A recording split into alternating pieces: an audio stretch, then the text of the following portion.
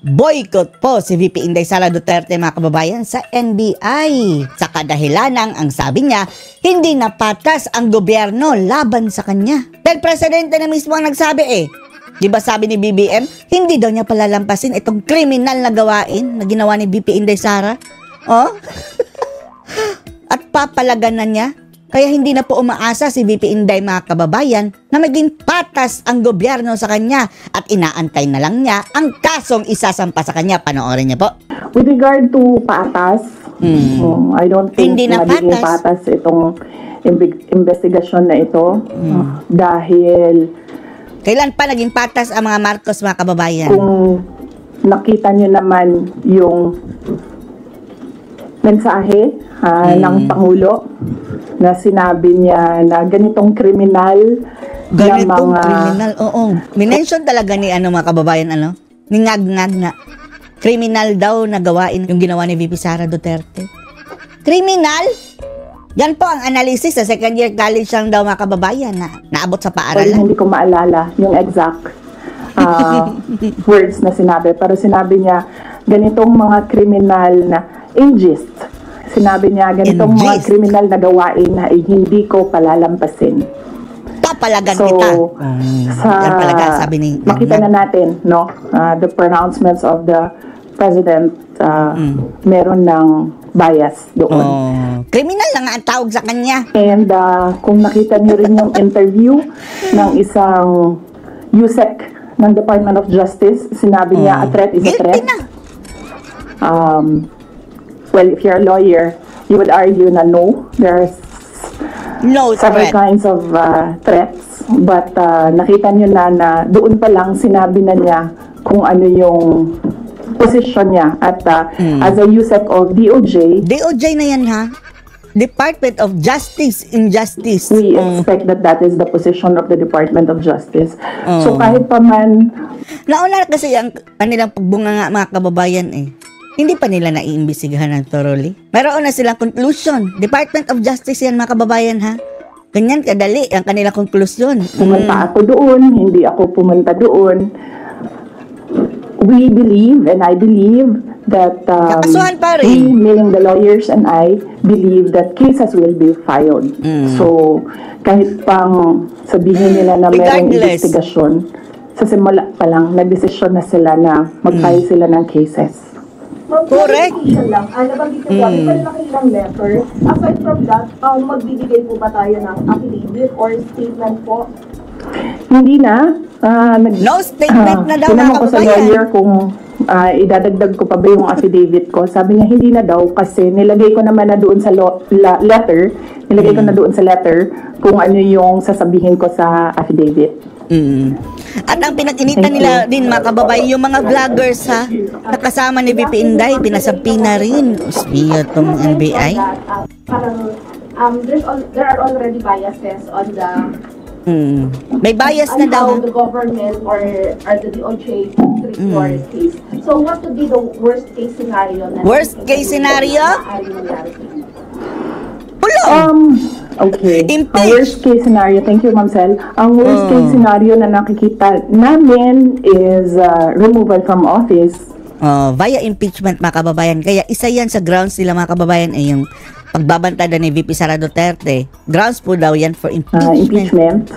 And then patong-patong na mga kaso. Multiple cases to be filed, which the lawyers already told me to expect as well. That is why I just decided not to go to the NBI because clearly the pronouncements of the President and the USEC of DOJ point to cases to be filed. Parang kukuha lang din sila ng ebidensya mga kababayan sa bunganga ni Sara. Ano kayo, siniswerte? Kayo ang magkakaso, magkita na lang kayo sa korte. Following the case before that, it could be like a violation dun sa anti-terrorism law and plunder, which are non-bailable offenses. So, wala daw piyansa mga kababayan kung isasali ang anti-terrorism law. Nakaso, violation. Arrest kayo just in case and no bail. No bail. Yes, that could be as well. That is a possibility, ma'am. Ibig sabihin, mabubulok si Sara sa bilangguan mga kababayan. Without bail.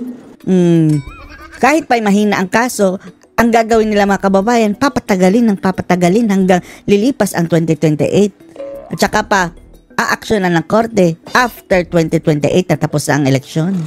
And as I said, when I read the subpoena, I read there, it was for grave threats, na hindi naman grave threats yung ginawa ko under the revised penal code, and it was for anti-terror law. So napaisip ako, bakit anti-terror law? Ginawang terorista si Sara? Iniimbestigahan nila. And then, it's not the first time that I've heard of the anti-terror law used against a person. So, the first time I read about it, they used it against Congressman Arnie Teves. So, I inquired. Gusto kasi nila ipakita mga kababayan dahil pinasaya anti-terror law sa panahon ni dating Pangulong Duterte na, gawa yan ng iyong tatay eh. At eto pala mga kababayan, hinanapan nila ng butas. Kaya dapat siguro, iklaro iyan. Dahil pwede na, ginamit na nga nila kay Sara yung talaga terorista mga kababayan, yung talagang mga, yung tulad ng mga Abu Sayyaf, hindi yung tulad ni Sara Duterte. About what happened in Negros. So, I was told, there was a red notice, there was AMLAC, freezing of assets, money, assets, there was a warrant of arrest, yes. And very recently, I read again the law, and then I found there that there is a provision there, removal from office. Office. On that point, it's still kumbaga an avenue, I think, that they're pursuing to remove me from pilit office. Na pilit mga kababayan ang mga bangag. Good afternoon, ma'am. Yes, ma'am. You mentioned that there is a possibility of them coming to arrest you. Possibility of arrest daw laban kay BP Sara? Your lawyers brief you on what to expect in case they do come? And will you allow yourself to be arrested, or will you, because there have been others who have fled? Subukan nyo lang!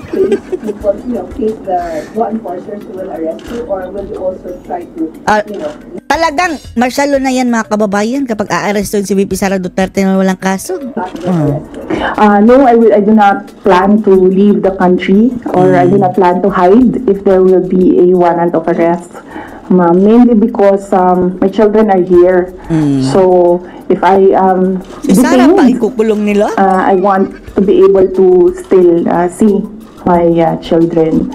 So I have no plans of doing that. I have no plans of leaving the country to hide. Pero si Roque mga kababayan, wala na, nagtago na. Dahil, aminin natin wala din kapangyarihan si Roque, kagaya nitong si Sara Duterte. Pribadong tao na si Roque ngayon mga kababayan, ha? Wala talaga siyang laban.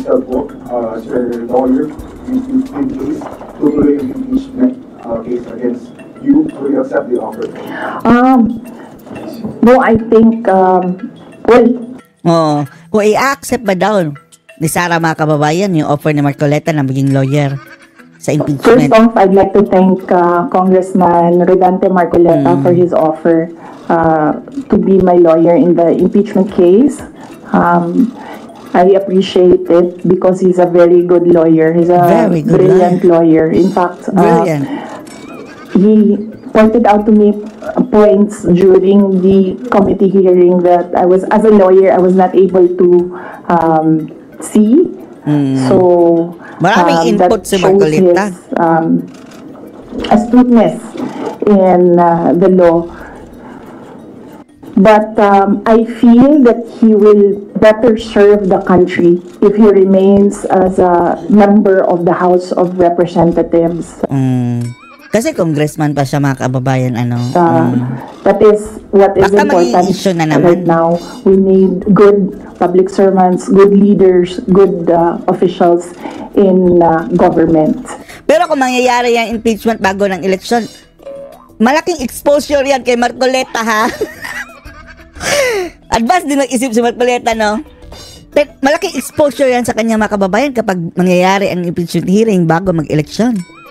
Libreng endorsement. Good job, Marcoleta. Dalawang hitting two birds with one stone. Ang kulang nitong si Marcoleta mga kababayan is, hindi kasi siya kilala. Yung mga taong wala masyadong access sa social media, tayo lang mga active sa social media mga kababayan, kilala siya. Pero yung iba, yung mga walang pake, hindi siya kilala mga kababayan. Ang kilala niyan, Lito Lapid, Manny Pacquiao, National Robin Hood, kaya na nanalo mga kababayan ng walang kahirap-hirap. And I assure everyone that we already have lawyers helping us.